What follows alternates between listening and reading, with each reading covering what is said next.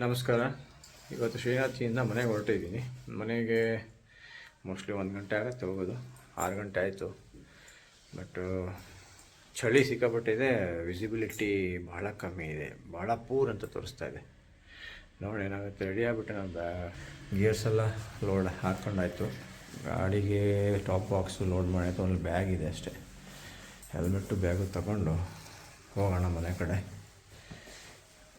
Visibility ಕಮ್ಮಿ ಇರೋದ್ರಿಂದ ಏನೋ ತೋರ್ಸೋಕ್ಕಾಗುತ್ತೆ ಎಲ್ಲ ಗೊತ್ತಿಲ್ಲ. ಸ್ವಲ್ಪ ವಿಸಿಬಿಲಿಟಿ ಬಂದ ಮೇಲೆ ಮಾತಾಡೋಣ. ಮತ್ತೆ ಬಾಯ್. ಚಾಯ್ ಕುಡಿಯೋಕ್ಕೆ ನಿಂತಿದ್ದೀನಿ. ಚಾಯ್ ಕೊಡ್ತಾರೆ ಈಗ, ಹೇಳಿದ್ದೀನಿ, ಆರ್ಡ್ರ್ ಕೊಟ್ಟಿದ್ದೀನಿ. ಬೆಂಕಿ ಹಾಕ್ಕೊಂಡು ಬೆಂಕಿ ಕಾಯಿಸ್ತಾರೆ ನೋಡಿ. ಬೈಕಲ್ಲಿದೆ. ಅಲ್ಲಿ ಟೀ ಸಿಕ್ಕಿಲ್ಲ, ಈಗ ಸಿಗುತ್ತೆ ನೋಡಿ. ಇಲ್ಲಿ ಸಿಗುತ್ತೆ ಅಂತ ಹೇಳಿರೋದು, ಮಾಡಿಕೊಡ್ತಾರೆ. ಕುಡಿದ್ಬಿಟ್ಟು ಹೊಡೋಣ, ಅಷ್ಟೇ ಸಿಗೋಣ.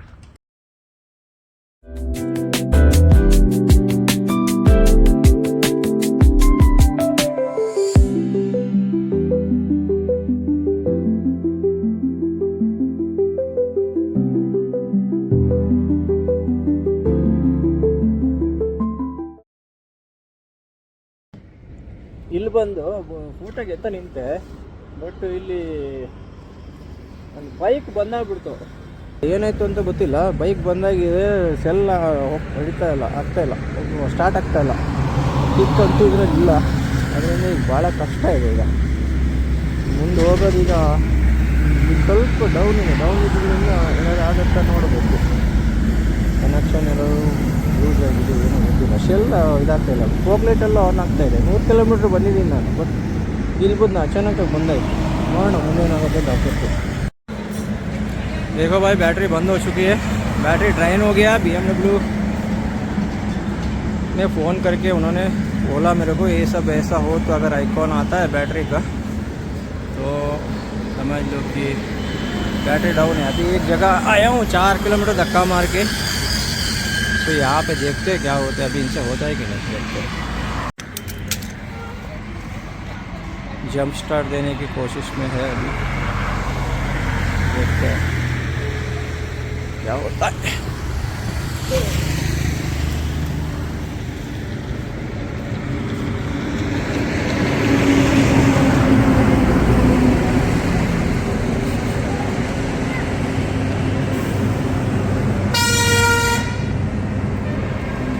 दो बोला दो. हाँ,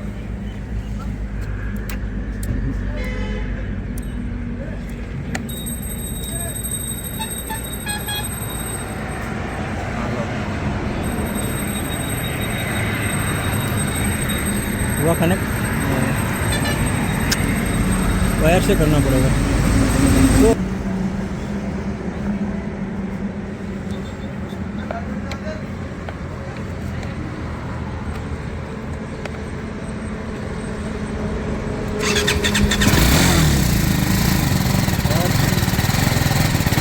चालू तो हो गया भाई साहब, बढ़िया. अब बनना हो तो अच्छा है भगवान. बैटरी खराब हो सही होगी, चार्ज हो जाएगी. हाँ, या फिर कुछ मिस्टेक होगी, मतलब गाड़ी बैटरी को पावर नहीं देती होगी. Okay, thank you. ಅಭಿ ನಮಸ್ತೆ, ನಮಸ್ಕಾರ. ಆ್ಯಕ್ಚುಲಿ ಶ್ರೀನಾಥಿಯಿಂದ ಬೆಳಗ್ಗೆ 6 ಗಂಟೆಗೆ ಹೊರಟವನು. ಮಧ್ಯಾಹ್ನ ಬೆಳಗ್ಗೆ 11 ಗಂಟೆ 12 ಗಂಟೆ ಮನೆ ಬರಬೇಕಿತ್ತು. 1:30-2 ಗಂಟೆ ಆಗಿದೆ. ಸಾಯಂಕಾಲ ನಾನು ವೀಡಿಯೋ ಮಾಡ್ತಾ ಇರೋದು ಈಗ. ಸೊ ಯಾಕೆ ಅಂದರೆ ದೊಡ್ಡದೊಂದು ಪ್ರಾಬ್ಲಮ್ ಆಗಿತ್ತು. ಮತ್ತೆ ಬ್ರೇಕ್ ಡೌನ್ ಆಗಿತ್ತು ಬೈಕು. ಆ್ಯಕ್ಚುಲಿ ಶ್ರೀನಾಥಿಂದ ಹೊರಟು ಫಾಸ್ಟಾಗೇ ಬಂದೆ. 1.5 ಅವರಲ್ಲಿ ನಾನು 100 ಕಿಲೋಮೀಟ್ರ್ ಮೇಲೆ ಬಂದುಬಿಟ್ಟಿದ್ದೆ. ಸೊ ಉದಯಪುರ ಮತ್ತು ಅಹಮದಾಬಾದ್ ಹೈವೇ ಬರ್ತಿದ್ದಂಗೆ ಒಂದು ನೀವು ವೀಡಿಯೋದಲ್ಲಿ ನೋಡಿದಾಗೆ ನಿಂತುಬಿಟ್ಟೆ. ಅಲ್ಲಿ ಬೈಕ್ ಸ್ಟಾರ್ಟ್ ಆಗ್ತಿರ್ಲಿಲ್ಲ. ಮತ್ತು BMW ಫೋನ್ ಮಾಡಿ ಕೇಳಿದೆ. ಮ್ಯಾನೇಜರ್ ನಮ್ಮ ಫ್ರೆಂಡ್ ಇರೋದ್ರಿಂದ ಸ್ವಲ್ಪ ಹೆಲ್ಪ್ ಚೆನ್ನಾಗೇ ಸಿಕ್ತು. ಅವನು ಇದನ್ನೆಲ್ಲ ಡೀಟೇಲೆಲ್ಲ ತಗೊಂಡು ಅವ್ನು ಹೇಳಿದೆ, ಹೀಗಾದರೆ ಬ್ಯಾಟ್ರಿ ಡ್ರೈನ್ ಆಗಿರಬೇಕು ಮೋಸ್ಟ್ಲಿ.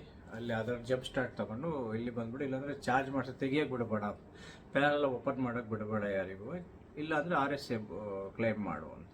RSA ಆ್ಯಕ್ಚುಲಿ ನಾನು ಹಿಂದಿನ ದಿವಸ ನಿನ್ನೆ ತೊಗೊಂಡಿದ್ದು. ಆ್ಯಕ್ಚುಲಿ ಸೊ 2 ದಿವಸ ಬೇಕು ಆ್ಯಕ್ಟಿವೇಟ್ ಆಗಿ. ಹಳೆ RC ಇದೆ, ಬಟ್ ಒಂದ್ಸಲ ಕ್ಲೈಮ್ ಮಾಡಿದ್ದೀನಿ. ಕ್ಲೈಮ್ ಮಾಡಿದ್ರೆ ಇನ್ನೇನಾಗುತ್ತೆ, ಸಾಯಂಕಾಲದವರೆಗೆ ಆಗ್ಬಿಡುತ್ತದು. ಅಲ್ಲಿಂದ ಅಹಮದಾಬಾದ್ ತರೋದಂದರೆ ಟೋಯಿಂಗ್ನವ್ರಿಗೂ ನಿಧಾನವಾಗಿ ಸಾಯಂಕಾಲ ಆದರೆ ಆಗು. ನಂದು ಯಾಕೆಂದರೆ ನನಗೆ ಅಷ್ಟು ಟೈಮ್ ಇಲ್ಲ, ಬೇಗ ಮನೆ ಸೇರಬೇಕು.